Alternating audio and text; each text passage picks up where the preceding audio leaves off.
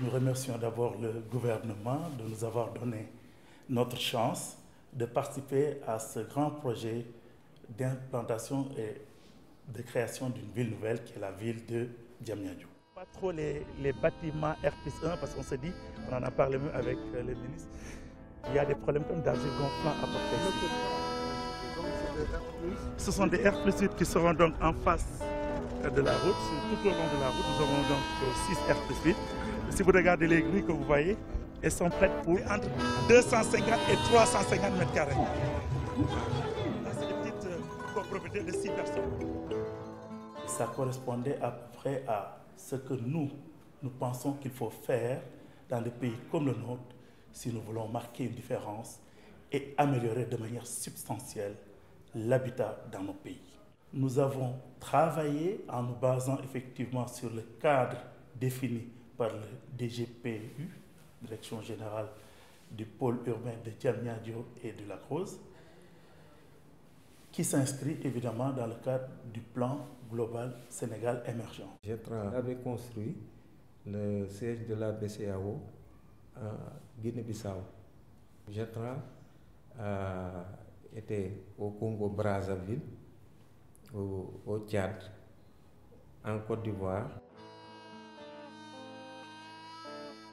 La position stratégique des immeubles, situés en proximité, à environ 60 mètres de l'autoroute, leur donne une valeur ajoutée. Du 1er au 5e étage sont prévus des bureaux open space. Du 6e au 8e étage, nous avons des appartements de type F5.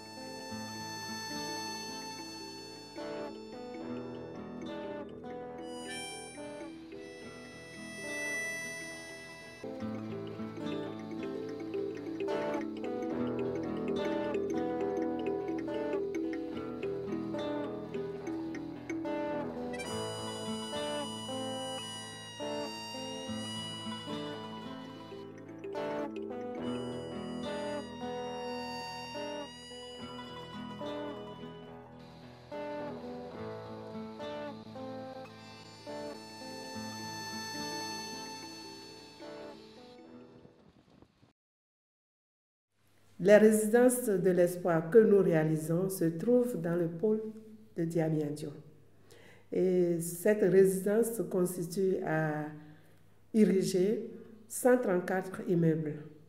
Et pour la première phase, nous sommes en train d'ériger 34 immeubles, dont 3 immeubles R+8 avec sous-sol, R+4 avec sous-sol 8 et 23 R+4 type économique, et allant de 10 appartements à 12 appartements. Et c'est ce que nous réalisons dans la première phase. Mais ce qui est intéressant dans ce système, c'est le cadre convivial que nous essaierons d'intégrer dans cette partie attribuée au groupe Gétran. Le projet urbain de Diamniadio est intéressant parce que ça englobe énormément de possibilités par rapport, à l'architecture et par rapport surtout à l'urbanisme et au projet urbain.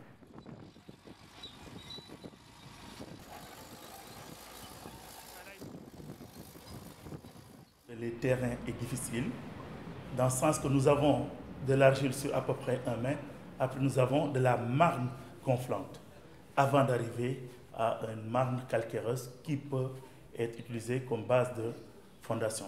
Le sol, vous êtes obligé d'enlever tout ce qui est argile, tout ce qui est marne.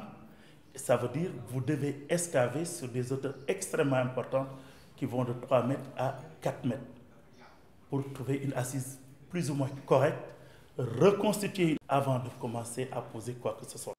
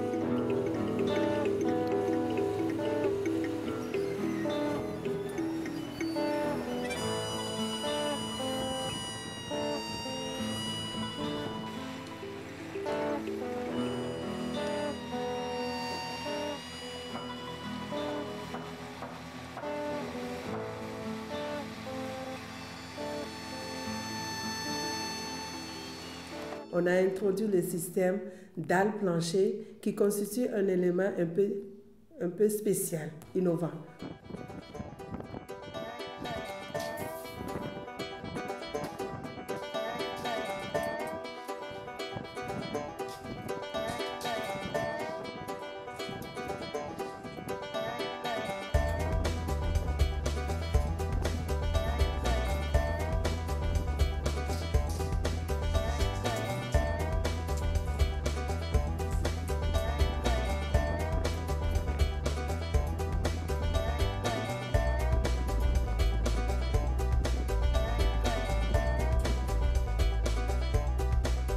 Le projet immobilier de Gétran pour le pôle urbain de Diamniadio comprend des appartements de grand standing, des plateaux de bureaux modulables, des salles de sport, des centres de loisirs, des lieux de culte, des logements économiques disposant de commodités qui les mettent à un niveau de confort supérieur, ainsi que des locaux commerciaux conformes aux standards internationaux en la matière.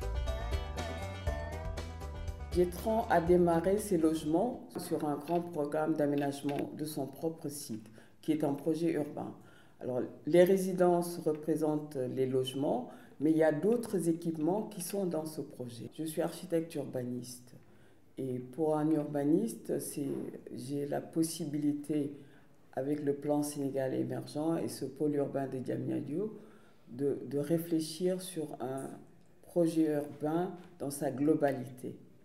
Et dans ce cadre-là, pour les résidences de l'espoir, je joue un rôle un peu d'architecte conseil par rapport au projet des logements. Mais c'est toujours une réflexion urbaine globale.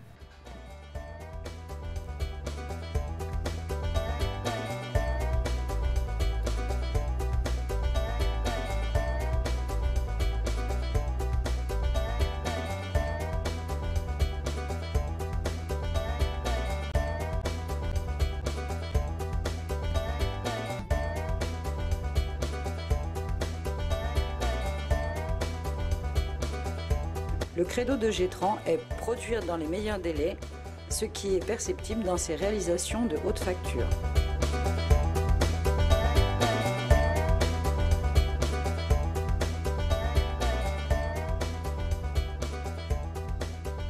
La diversité des interventions de Gétran, la pluridisciplinarité de ses ingénieurs et techniciens, l'efficacité de son dispositif clientèle constituent autant de sources d'enrichissement professionnel qui font de Gétran un creuset idéal de compétences, d'expérience et de savoir-faire.